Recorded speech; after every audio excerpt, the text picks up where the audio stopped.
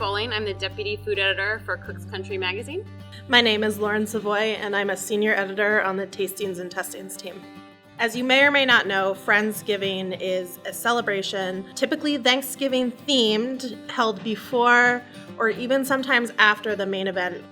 I first started hosting Friendsgiving about 9 years ago, and it's morphed from being a dinner party that we have to an entire weekend where we go up to Vermont and we rent a house and we all cook and hang out and have fun. Sort of like a big reunion for our friend group now. It's just really nice to see everyone. This is like only a fifth of what's coming total, so. It's going the right way. We don't have heat, so we're using this. They've called someone to come fix the heat, but you can see my breath. Okay, maybe you can't see it on the camera, but you can see it in real life. This looks It's like amazing. the perfect temperature. This looks amazing. You're just filming me. Okay, so since the heat's not working, Lauren's in the hot tub, Jamie's by the fire, I'm by the oven. And every so often, I open the oven and I warm my hands in it because it's almost 300 degrees. So the weekend kind of came about because I did a lot of philosophizing about Friendsgiving because we all primarily lived together. So Friendsgiving was happening in our shared space. Everyone was cooking, we had music on, and it really felt like kind of a family event. Morgan, what happened to your socks? I left them outside and now they're like frozen.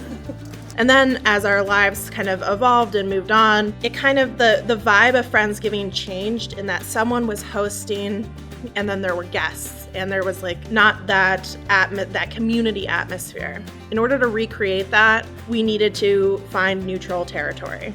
So that to me meant we were going to take a trip together and rent a house. How's your turkey coming along, Morgan? So far, so good. I love Thanksgiving, but I feel like I don't tell my family, but I think I love Friendsgiving even more. So overall, it's just, I think the idea of everyone hanging out is my favorite part in getting together. We have ginger.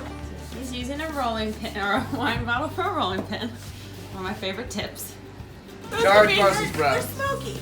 Yeah, just call them charred and it's all fine. When it comes to crucial Friendsgiving foods, I'd say you absolutely have to have stuffing and you have to have gravy.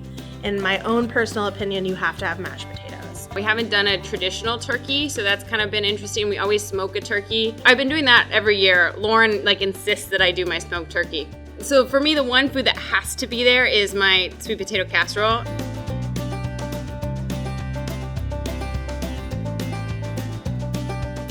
Morgan's smoked turkey. Something for the Morgan's Peking turkey. Sarah's stuffing. Morgan's sweet potatoes. Some vegetables. To me, Friendsgiving is important because of community. Over 9 years, my group of friends has changed. Our life circumstances are very different, and taking the time to come together as a group and do something together that has now become a tradition feels really refreshing, relaxing, and, in its own way, a sense of family. Still so much left over. I think this Friendsgiving is so important to me because of the group of people who come. It's people I've been close with since I moved to Boston, and I think it's just such a nice, it feels like family. It feels like a chosen family. It's like people that you get to see, but you don't get to see as often as you want. And then when you're around each other, you just feel so good and relaxed and happy, and it's just so nice. And I don't know, and you get to bring everyone together on food and drinks, and we spend all day in a hot tub and then eat, and that's so nice. I feel so lucky to get to do that. So This is our morning after meal. Well, I wonder if that's the instinct or I don't know. Friendsgiving is over. It's the worst. This is it. This is the tradition. We're going to do this every year.